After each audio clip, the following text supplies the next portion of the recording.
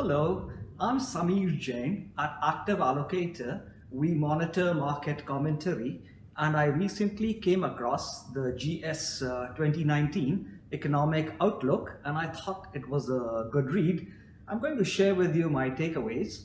What they say is they expect tighter financial conditions and the fading of the fiscal boost should slow growth from its recent 3.5% pace to around 1.5, 1.75 by the end of 2019.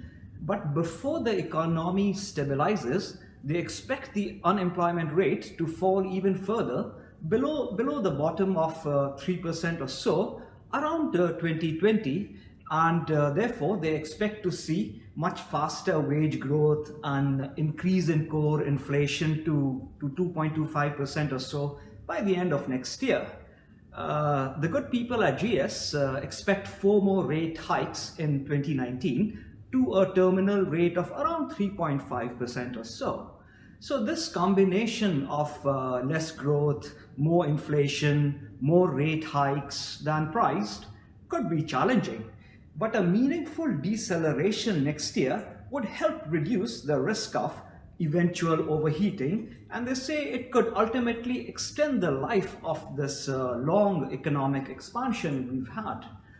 Also, they expect consumption growth supported by solid income growth, a high savings rate, and much higher confidence in the overall economy.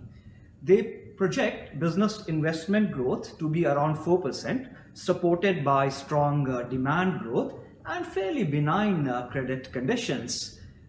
This, however, they think will be partly offset by drags from net trade and the continued weakness in the housing sector that seems to be setting in.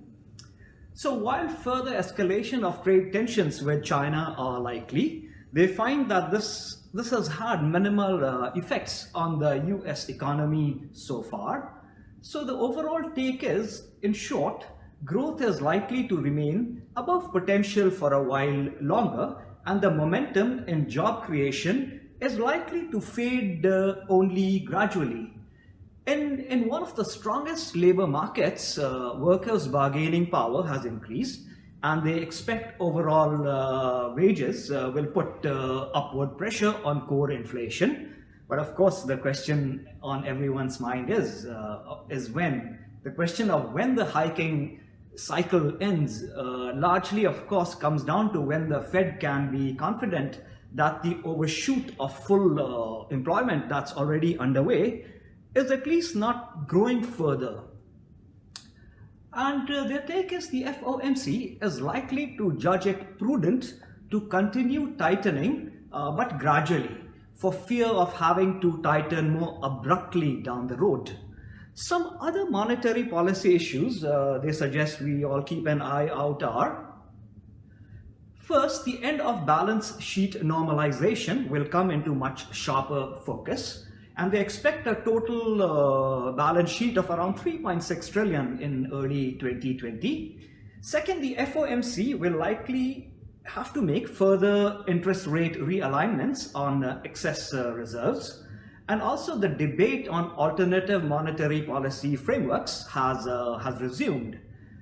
Should we be worried about recession risk? They say no. We shouldn't be, as they neither see overheating nor financial imbalances. Core inflation is at around 2%. Trend unit labor cost growth is at around 2% or so. And household inflation expectations are below average.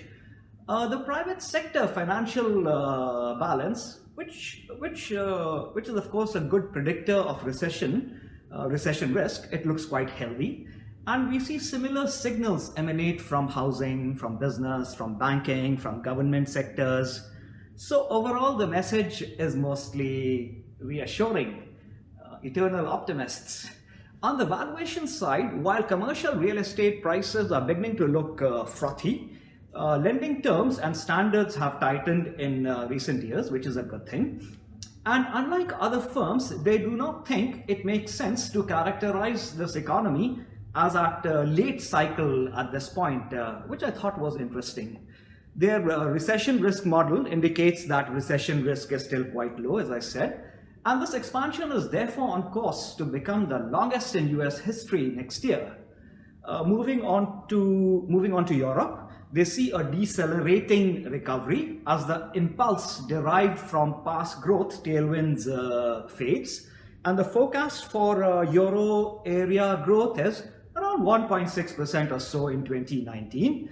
They had a bunch of excellent charts there which say that the tracking estimate of euro area GDP growth has slowed significantly, although subdued growth in quarter 3 exaggerates the underlying weakness in the euro area.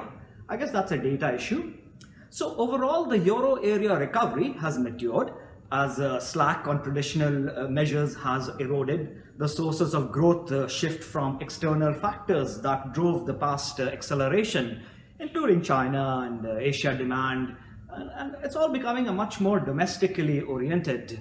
So growth tailwinds have faded and are becoming modest. They're beginning to see some modest headwind. And an improvement in euro area credit flows is going to be key to support domestic demand.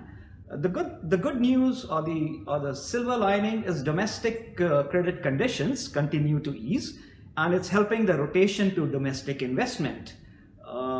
UK and Brexit, you can't live without that. Since the Brexit vote, UK GDP growth has underperformed that of other OPEC and advanced economies, while consumer prices have risen by much more than elsewhere. So it's all about politics and policy challenges. And Europe's political mainstream will be subject to a populist challenge in the European Parliament elections in May.